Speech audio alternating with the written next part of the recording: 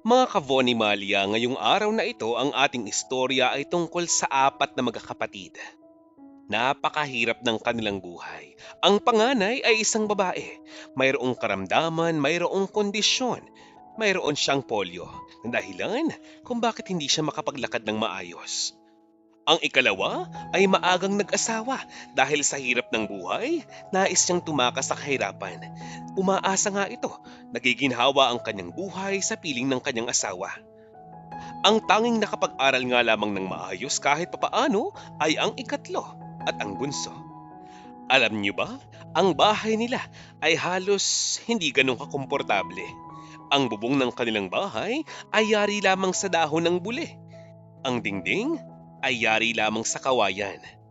Medyo may sira na nga ito dahil luma na. Ang kanilang bahay ay lupa lamang ang sahig. Ang kanilang kwarto ay kawayan nga lamang. Ang dingding, dahilan kung bakit ito'y sinasapinan nga nila ng karton. Ganoon pa man, sa panahon ng tag-ulan at bagyo, hindi pa rin maiwasang mabasa ang loob. Ganyan kahirap ang buhay ng pamilya ni Kagimo at Aling Saling. Pinalaki nila sa hirap at salat sa buhay ang apat na magkakapatid. Lahat ng mga ito, puro babae. Bilang mga magulang, hindi naman nila ginusto na magkaroon ng ganito kahirap na buhay ang kanilang pamilya. Kaya lang, wala nga silang pagpipilian dahil sila mismo'y nagmula sa mahirap na angkan lamang. Silang mag-asawa ni hindi rin nakapagtapos ng pag-aaral. Ang mag-asawang Gimo at Saling nagkakilala nga lamang sa bundok habang nag-uuling. Doon nabuo ang kanilang pag-iibigan. Ilang taon na ang nakakalipas. Alam nating lahat, hindi madali ang buhay sa gitna ng gubat. Sa bundok, palipat-lipat nga sila ng pwesto. Pag pinalipat sila ng may-ari ng lupa, kailangan nga nilang kumilos agad bago sila pwersahang paalisin sa lugar na iyon. Napakahirap. Pag bumagyo, muli lilipat sila dahil sa malamang ang kanilang tirahan masisira na naman. Habang napakalakas ng hangin, ang buong pamilya ni hindi makatulog ni hindi makaidlip. E paano ba naman? Basang-basa na ang kanilang buong katawan. Napakahirap ng sitwasyong ito lalong-lalo na para kay Isabel bilang panganay na anak. Meron nga siyang polio. Hirap na nga ito sa kanyang kondisyon. Halos gumapang na nga ito sa putikan. Sa napakahirap na buhay na ito, hindi magawang sisihin ni Aling Saling at Kagimo ang ikalawa nga nilang anak na sumama na nga lamang sa kanyang nobyo upang makatakas sa ganitong klase ng buhay. Baka sakaling gagaan, baka sakaling giginhawa raw ang kanyang buhay sa piling ng kanyang kasintahang minamahal daw siya. Medyo napapakamot na nga lamang sa ulo itong si Aling Saling dahil ang kasintahan nga ng kanyang ikalawang anak na babae ay isa ring mag-uuling, nakatira sa ibabang bahagi nga ng bundok. Malamang sa malamang, ginawa lang ni Sally iyon upang hindi na nga siya maging pabigat sa kanyang mga magulang at mga kapatid. Magmula nga nang sumama itong si Sally sa kanyang kasintahang si Larry, hindi na nga siya nakita pa ng kanyang mga magulang. Bali-balita, lumipat na nga raw sila ng lugar kasama ang ilang kamag-anak. Lumipat ng probinsya. Makalipas nga ang ilang pang mga taon, itong si Shane at Salina ay nakapagtapos din ng elementarya kahit papaano sa awa ng Diyos. Ang pangarap ng magkapatid na Shane at Salina ay maiahon sa kahirapan ang kanilang pamilya sa lalong madaling panahon. Abay, isipin ninyo kung gaanong kahirap nga ito para sa magkapatid na pumasok ng eskwelahan. 2 oras na lakaran nga lamang naman ang kanilang hinaharap araw-araw, papasok at pauwi ng bahay. Napakaputik pa ng daan. May mga pagkakataon namang tag-init. Nako, wala pang ilang sandali, pawis na ang magkapatid na ito. Dahilan upang medyo mangamoy ang kanilang katawan pagpasok ng eskwelahan. Ang sabi ng isang classmate nga ni Shane, "Ano ba naman yan? Wala pang 8:00 ng umaga, ang baho mo na, Shane." "Kadiri ka, kababae mong tao. Lumayo ka nga sa akin. Huwag mo kong hawakan, ano ba?" Sa kabilang classroom naman ay classroom ni Salina. Ang sabi ng kanyang classmate, "Ma'am, ma'am, ma'am excuse me po. Ma'am, ang baho po ni Salina. Ano ba naman yan? Nakakadistract po ang kanyang amoy." Ang masakit dyan, agad nga itong sasang-ayunan ng ilang pang mga classmates niya na akala niya ay kanyang tunay na kaibigan. Napapaiyak na nga lamang ang magkapatid na Shane at Salina sa ganitong klase ng pakikitungo ng kanilang mga classmates. Ang buong akala nga nila nang sila'y makagraduate ng elementary, tapos na ang bullying. Pero mas matindi pa nga pala sa high school. Sa dami ng problema ng kanilang pamilya, itong si Salina nahihirapan ng mag-adjust. Isipin ninyo, sa dami ng mga inaaral sa paaralan, napakaraming homeworks. Hindi niya alam kung paano nga ito sasagutan. Wala siyang cellphone, walang wifi, paano na ang kanyang gagawin? Lagi pa siyang nabubuli ng kanyang mga classmate. Bukod sa kanyang itsura, sa kanyang amoy, dahil sa pagkaing lagi niyang kinakain sa bawat araw. Ito ang kanyang baon: nilagang kamote at tubig. Nang dahil sa napakaraming problema, umaaray na nga itong si Salina. Hirap na ang kanyang katawan, pagod na ang kanyang damdamin, ang kanyang isipan, wala pang baon.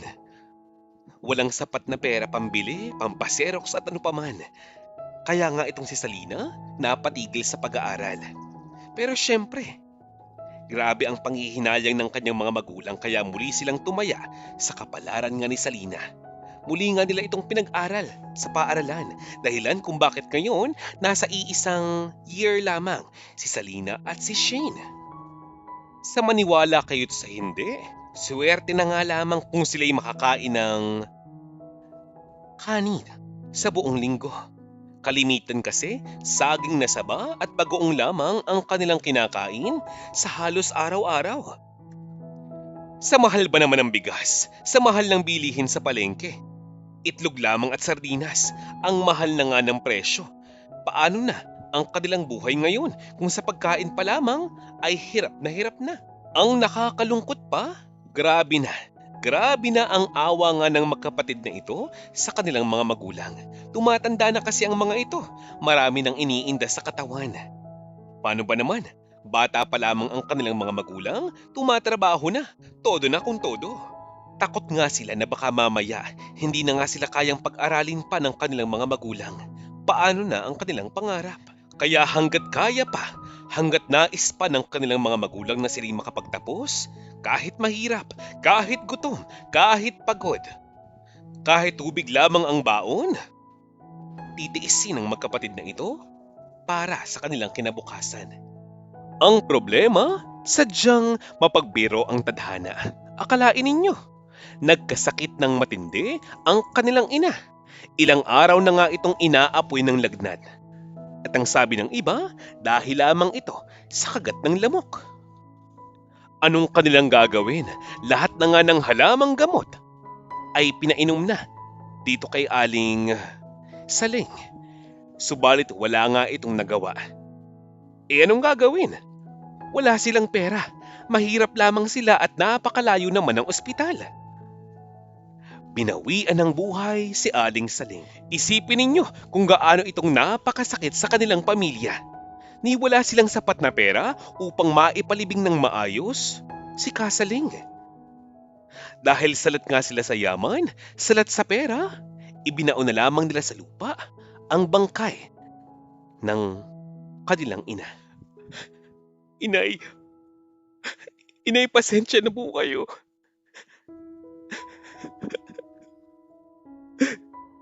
Sorry po kung wala akong kayang gawin para sa inyo. Gusto ko pang bumawi sa inyo pero hindi ko na alam kung paano. Inay.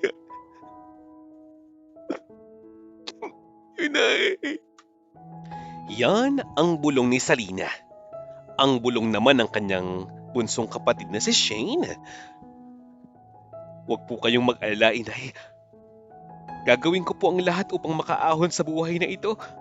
At ipapakita ko po sa inyong hindi sayang ang lahat ng sakripisyong ginawa ninyo para sa amin ni Ate. Mahal na mahal po namin kayo, Inay. Mahal na mahal.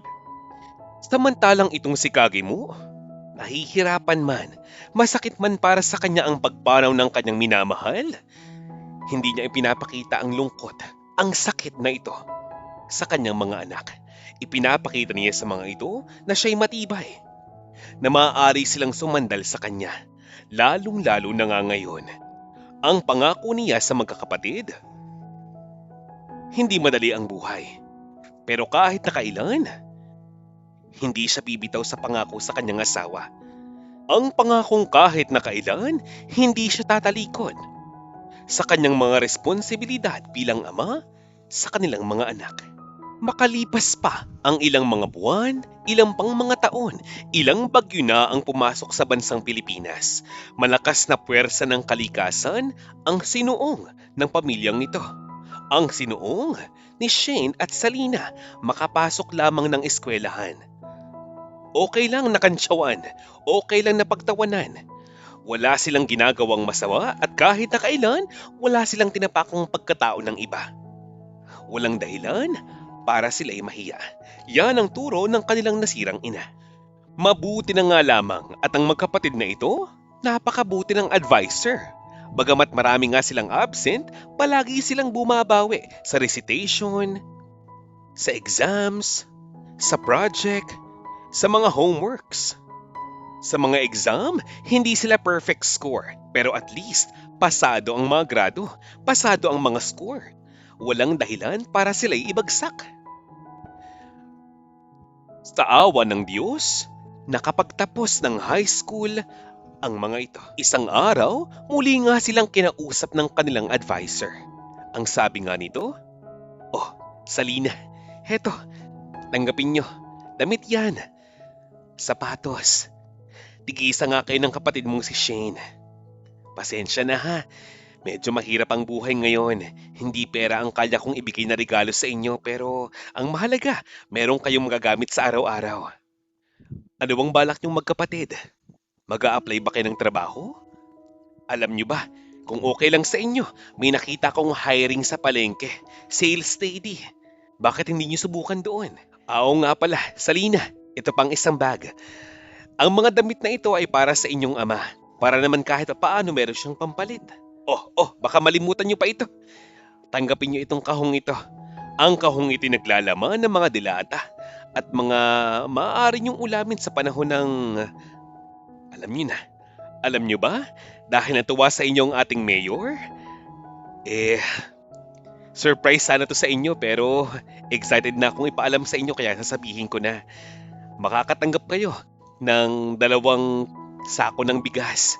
Ihahatid kayo ng tauhan ng munisipyo para makuha ang mga iyon. Okay ba? Deserve niyo lahat yan. Congratulations. Ha? Good luck.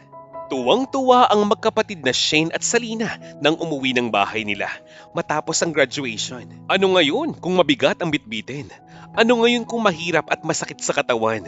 Lahat ng ito'y biyaya, hindi para ayawan. Isa pa, katulungan nila ang ilang tauhan ng munisipyo. Kaya kahit papaano, hindi nga sila nahirapan talaga. Nilakad nila ang matarik na bundok, ang matarik na daan, patungo lamang sa kanilang tahanan. Ang sabi nga ng isang tauhan ni Mayor, ang layo pala nga ng bahay ninyo, ano? Ako'y hanga sa inyong dalawa. Paano niyong nagagawang pumasok ng eskwelahan? Samantalang napakalayo ng lugar na ito. Wala ba kayong nirentahang bahay man lamang o kahit ng ladybed spacer sana kayo? Diyos ko, hindi ako makapaniwala. Ilang taon yung nilakad ang ganito kalayong lugar? Napakahusay niyo. Napakahusay niyo talaga. Ang sabi ni Shane, "Hay nako kuya, kailangan po talaga eh. Tsaka wala po kaming pagpipilian. Kailangan po namin makapagtapos ng pag-aaral para kahit paano makatulong po kami sa magulang namin." Teka, ate, nakita mo bang Itay? Itay? Itay! Itay, salubungin niyo po kami! Tay! May dala po kami para sa inyo. Bigay po ni Mayor. Itay? Ate, tawagin mo nga. Ang sigaw ni Salina. Itay! Itay! Ate Isabel! Nasaan po ba kayo? Pero walang lumalabas na kahit na sino sa loob ng kubo, kundi ang dalawang aso. Ang nakakapagtaka, ang dalawang alagang asong ito, kadalasang tahimik lang, hindi masyadong tumatahol. Pero ngayon, napakaingay nila. Labas-pasok nga ang mga ito sa loob ng kubo. Nagkatinginan ngayon yung mga tauhan ng munisipyo. At unang pumasok nga sa loob ng kubo ay si Salina. Agad naman nga itong sumigaw ng sumigaw. Nakita niya kasi ang kanyang amang si Kagimo, nakabulagta na nga sa sahig. Wala ng buhay. Hindi na ito humihinga, wala na nga itong pulso. Itay! Itay! Itay, bakit naman po ngayon pa? Itay! Tingnan niyo po! Ito pong aming diploma pagkatapos ng ilang mga taon. Itay! Itay! Itong si Isabel, ang panganay na anak, nakasiksik lamang sa loob ng sulok ng kubo. Nanginginig, takot na takot. Itong si Isabel, parang bumubulong. Ang sabi niya, wala, wala akong magawa. Sinubukan ko. Gumapang ako. Kaya lang, wala tayong tubig. Ginawa kong lahat, humanap ako pero wala akong makita. Hindi naman ako makalayo. Hindi ko nailigtas ang itay. Wala akong silbi. Hindi ko nagawang iligtas ang ating magulang. Anong klaseng panganay ako? Yan ang hagulgol ni Isabel. Niyakap naman siya ng kanyang kapatid na si Salina. Sinabi nga niya na walang kasalanan ng kanyang ate Isabel. Huwag nang sisihin ang kanyang sarili. Inasikaso naman ng mga tauhan ng munisipyo ang bangkay ni Kagimo. Ilang araw pa ang lumipas, nailibing naman ng maayos ang katawan ni Kagimo. Libre ang lahat ng ito. Inasikaso lahat ni Mayor. Ang labi naman, ang mga buto ng kanyang asawang si Kasaling ay hinukay sa lupa at isinama sa nicho ni Kagimo. Sa huling pagkakataon, magkasama ng muli ang mag-asawa. Napag-alaman nga ni Mayor na puro babae ang magkakapatid na ito. PWD pa ang isa. Itong panganay na si Isabel. Nag-utos ito na pagawaan ng matinong bahay kahit paano ang mga ito. Ginawan niya rin ang paraan upang mabigyan niya ng maayos na lote ang magkakapatid. Ang mabait na mayor na ito, sinabihan nga si Shane at Salina. Nabibigyan daw niya ng magandang trabaho sa loob ng munisipyo ang magkapatid. Tulad ng kanyang pangako, sasahod ng maayos ang mga ito basta masipag lamang sila. Sino nga naman ang magkakapatid na ito para tanggihan ang grasya ngayon? Isang simentadong bahay nga na maliit lamang ang kanilang nakuha. Ngayon, ito na ang kanilang bagong tahanan. Itong panganay na si Isabel, mayroon ng wheelchair, regalo ng munisipyo. Lahat ng mga pangangailangan. Pagdating sa kuryente, sa tubig, pagkain, mayroon na sila ngayon. Kahit paano, maaaring malayo pa rin ang bahay nila sa kabayanan pero at least ngayon, mas komportable na. Sa paglipas pa nga ng mga linggo, itong si Isabel mag-isa nga lamang sa bahay. Subalit ngayon, mas malayo na ang kanyang naaabot. Hindi na lamang siya nasa loob ng kanyang kwarto. Kahit paano, masaya na ang tatlong magkakapatid na ito. Mahirap man ang buhay, pinipilit ng magkakapatid na ito na magkasundo. Lumipas pa ang ilang mga taon. Habang tumatagal, dumarami na ang iba't ibang mga klase ng taong dumarayo sa bundok, sa bukid, sa gubat, at nag-uuling na rin. E paano ba namang hindi maaabot ng ibang tao ang bundok na iyon? Ang daanang dinadaanan nga ni Salina at Shane, may pathway na. Tila ba nakita na ng mga tao ang magandang shortcut patungo sa pabundok na lugar. Doon na lahat dumaraan ang mga dayuhan at ang mga taong nais makita ang kagubatan. Ang tanong, magandang balita ba ito? o masama. Sa napakaraming taong dumaraan sa lugar na iyon, isa na nga dyan, ang magkakaibigang Waldo at June. Ang mga ito ay dayo nga lamang sa lugar na iyon. Mag-uuling din sila. Diyan sila kumikita. Ang sabi nga nung isa, aba pare, tingnan mo, 3 bebot pala nakatira sa lugar na yan. Napakatahimik dito. Sariwa ang hangin. Payapa, nagbiro naman yung isa. Sinabi ko nga sa iyo pare, may bebot dyan. Bakit hindi mo asawahin yung isa? Para kahit papaano, magkabahay ka naman dito pare. Mahirap mangupahan. Ano? Hoy, tahimik. Balak mo no?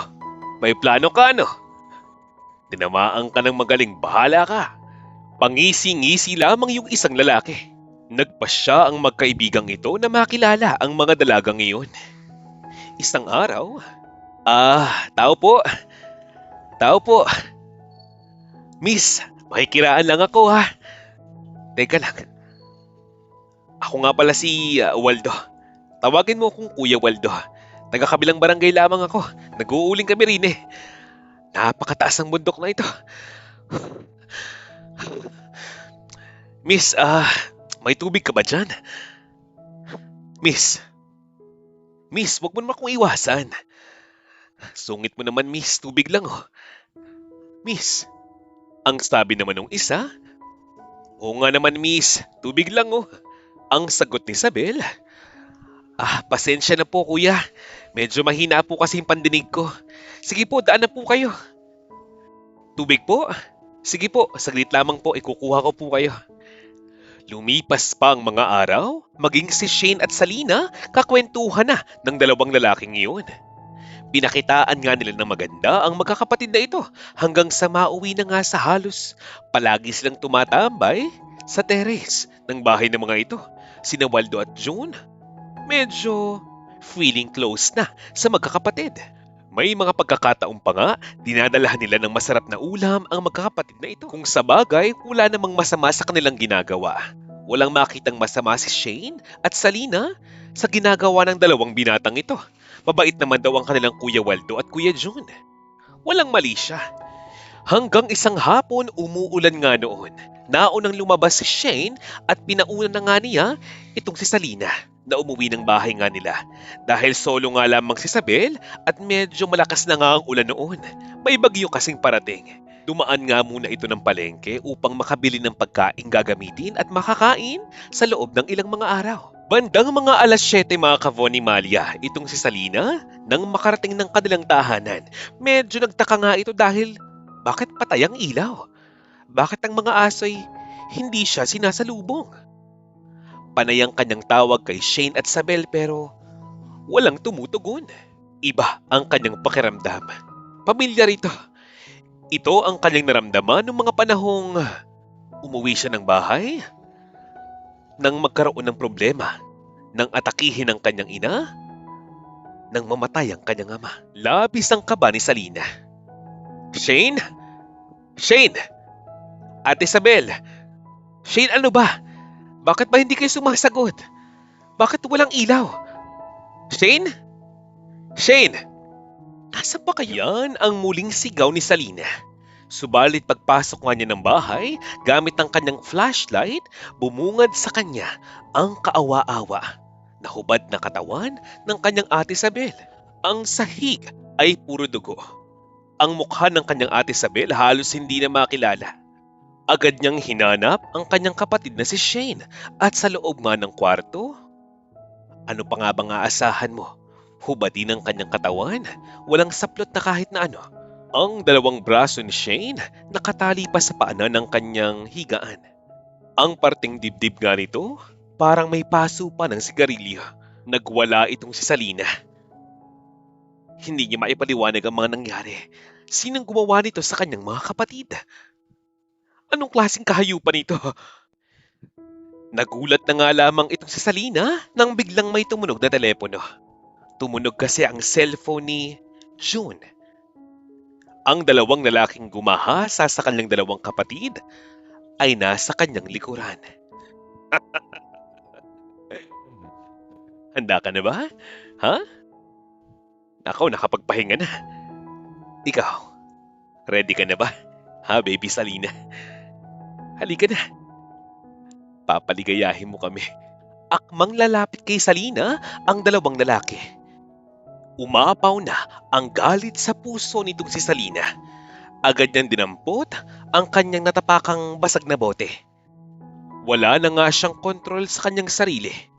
Nang dahil sa kanyang nag-uumapaw na emosyon, isinaksak niya sa dibdib ng dalawang lalaking ito nang napakabilis lamang ang basag na bote.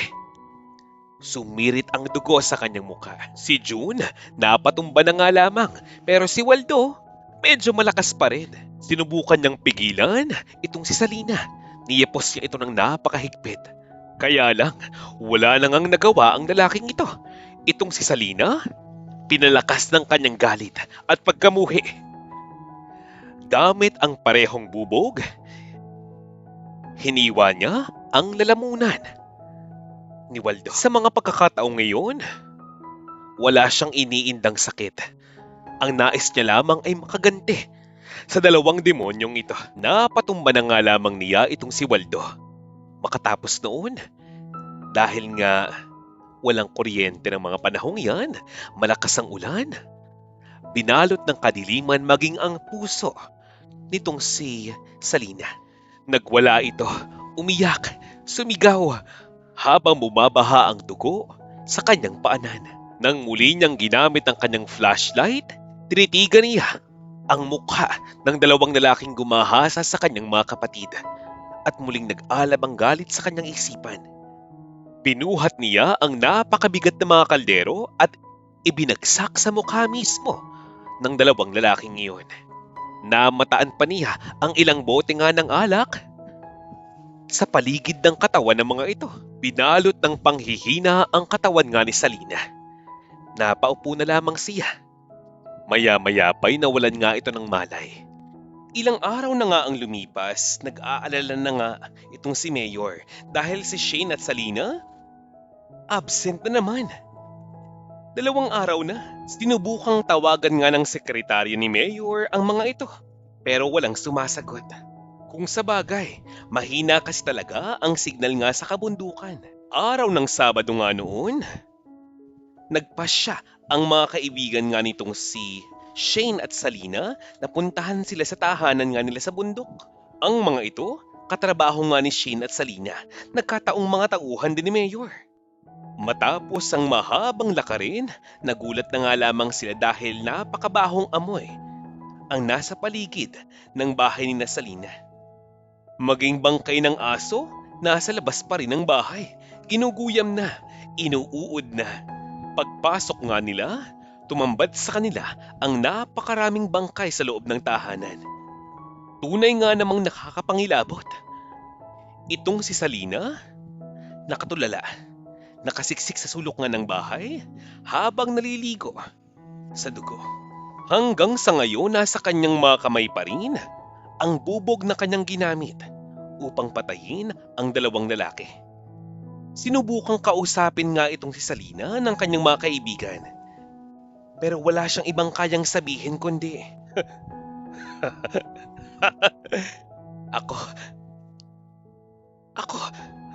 Ako ang pumatay sa kanilang dalawa. Mga hayop at demonyo mga yan. Pagkatapos sa aming pagkatiwalaan, dapat lang sa kanila ang ganyan. Dapat lang sa kanila yan. Dapat lang. Maya-maya pa'y umiyak na nga ito. Umiyak ng umiyak, pumalahaw ng pumalahaw. Nabaliw na itong si Salina. Agad namang tumawag ng mga pulis at ambulansya ang mga tauhan ni Mayor. Hindi nakasuhan itong si Salina dahil na rin sa pagkawala ng kanyang katinuan. Batay sa pagkakaunawa ng mga abogado, self-defense ang ginawa ni Salina. Pagkatapos ng ilang araw pa ng pag-iimbestiga, napag-alaman na ito parang dalawang lalaking ito. Sa malamang, sinubukang pagnakawan ang bahay nitong sina Salina. Marahil matapos kunin ang mga kailangan nga nila, napagdiskitahan nga nila itong si Isabel. Walang kalaban-labang dalaga. Pagkatapos pagsawaan ang katawan nga ni Isabel, sumunod namang biktimahin si Shane. At mukhang habang hinihintay nga si Shane, nag-inuman pa ang dalawang ito. Nang dumating ang ikalawang biktima, nagsimula ng muli ang parusa. Walang ibang bukang bibig nga itong si Salina ngayon, kundi ang sana'y patawarin siya ng kanyang mga magulang. Nakapatay siya. Nakapatay siya. Sinasabi niya ito habang tumatawa. Napag-alaman nga ni Mayor na ito palang si Salina ay mayroon pang isang kapatid na buhay pa. May asawa na ito't mga anak. Isinama ng kanyang asawa sa kabilang probinsya. Sinubukan niyang ipahanap nga ito at ipatawag. Kaya nga lamang nakakalungkot dahil matagal na pala itong patay. Dahil sa kanyang panganak, sa kanyang ikalawang anak. Ibig sabihin lamang nito, itong si Salina ay mag-isa na nga lamang sa buhay. Ilang mga buwan pa ang dumaan, baliw pa rin itong si Salina. Isang private organization mula Amerika ang nakuha ang datos ng kanyang sitwasyon at ng kanyang pag-iisip, ang kanyang sakit. At isa nga itong si Salina sa mga napiling ipagamot sa Amerika. Sa tulong ng kanyang mga kaibigan, naging madali ang proseso ng lahat ng ito. Doon sa Amerika, palibhas ay makabago nga ang kanilang teknolohiya, asahan mo na makabago rin ang kanilang paraan. Advance ang mga gamot at mahusay talaga ang mga doktor. Sa awa ng Diyos, makalipas ang ilang mga linggo at mga buwan, kahit papaano, kinakikitaan na nga ng pagbabago itong si Salina. Nang tuluyan na nga itong makarecover, ay naging helper na ito sa isang malaking mental hospital doon sa Amerika. Naging green card holder ito at inadapt ng isang mayamang pamilya doon dahil napakabuti niyang tao. Itong si Salina, mas naging palaban. Pero mabuti pa rin ang kanyang loob. Doon sa Amerika, isa siya sa mga taong ipinaglalaban ng karapatan ng mga kababaihan. Hindi na nga nakapagtatakang siya'y makilala sa lugar na iyon, maging sa ibang bansa nga sa Asia. Itong si Salina, madalas maimbitahan bilang isang guest speaker sa ilang mga event sa Amerika, maging sa ibang bansa nga sa Asia upang sabihin ang kanyang naging karanasan dito sa Pilipinas. Habang ikinukwento nga niya sa kanyang mga kaibigan at mga kakilala, sa mga taong nakikinig sa kanya, ang kanyang naging nakaraan sa Pilipinas, hindi maiwasang maluha pa rin siya. Pagkatapos ng napakatagal na panahon hanggang sa ngayon, sariwa pa rin ang galit niya sa kanyang puso. Hindi nakapagtataka na itong si Salina ayaw nang bumalik ng Pilipinas. Para saan pa nga naman? Wala na siyang babalikan pa. Matagal na nga niyang alam na patay na ang kanyang kapatid na si Sally. Ang kanyang mga pamangkin dito, parang hindi naman siya kinikilala, ni hindi siya hinanap, ni hindi ginustong makita. Isa pa, bakit naman niya i-give up ang kanyang trabaho sa Amerika? Napakalaki ng sahod niya doon. Hanggang isang social welfare staff ang nagbago ng kanyang buhay. Binago niya ang isipan nitong si Salina. Siya ang naging dahilan kaya muling nagtiwala ito. Ang lalaking ito ay si Lemuel, isang Filipino-American. Mabait siya at sadyang may puso sa mga tao. Labis ang kanyang pagrespeto, lalong-lalo na sa mga babae, dahil siya'y pinalaki ng kanyang ina na isang single mother. Ang ina nga ni Lemuel ay tubong Cebu. Sino mag-aakala na ang babaeng umampon kay Salina ay halos kamag-anak lamang ng ina nitong si Lemuel? Hindi nagtagal, nahulog na nga ang loob nitong si Salina kay Lemuel. Naging magkasintahan sila at hindi nagtagal, nagpakasal na nga ang dalawa. Nagkaroon pa silang isang anak, isang batang lalaki, at doon bumuo ng sariling pamilya sa malaking bansa sa Amerika. Ngayon, kampante na itong si Salina sa kanyang buhay. Hindi man sila mayaman, at least kahit papaano, nasa puso na nga niya ang kapayapaan. Pinapanatag ng kanyang pamilya ang kanyang damdamin. Hanggang sa ngayon hindi pa rin siya bumabalik ng Pilipinas. Pero ngayon, malaki na ang kanyang anak. Isa na nga itong doktor. Maedad na itong si Salina. Subalit sariwa pa rin sa kanyang alaala ang nangyari sa kanya sa Pilipinas. Hanggang isang umaga, kinausap siya ng kanyang anak na doktor at sinabing samahan siya na umuwi ng Pinas upang bisitahin ang puntod ng kanyang mga kamag-anak doon. Kung di dahil kay Lemuel at sa kanilang anak, hindi siya magkakaroon ng lakas ng loob na umuwi ng Pinas. Ang problema, gaano man kalakas na nga ngayon ang kanyang loob, hindi na nga ganong kalakas ang kanyang katawan. Hindi na kaya ng kanyang mga paang lumakad muli at humakbang palayo. Delikado na para sa kanya ang mag-travel pa. Kaya, nagpaiwan na nga lamang siya sa Amerika. Hanggang isang malamig na gabi, habang bumubuhos ang niebe, itong si Salina napatingin sa bintana. Dumalangin. Nais na nga raw niyang makitang muli ang kanyang pamilya. Walang ano-ano'y tumulo muli ang luha sa kanyang mga mata at sino mag-aakala? Mismong ng pagkakataong ngayon, nalagutan na nga ng hininga ang matanda. Ang pagpanaw nitong si Salina ay isang napakasakit na pangyayari para sa kanyang asawa at anak. Ganoon pa man, maligaya na nga rin sila dahil at least ngayon kapiling na nga niya sa langit ang kanyang pamilyang mahal. Hanggang sa huling yugto ng istoryang ito, isa lamang ang sigurado.